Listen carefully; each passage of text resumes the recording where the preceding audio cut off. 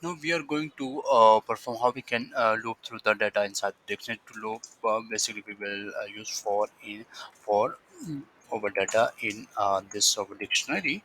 Then we will simply use dictionary and use the print method. And for printing the dictionary, there is a little different syntax here. We will specify my dictionary and then braces brackets here and then specify the data.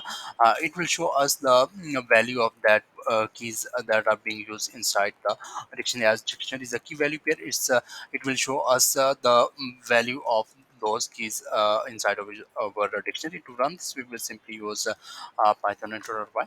Uh, Here a name exists. Okay, let's run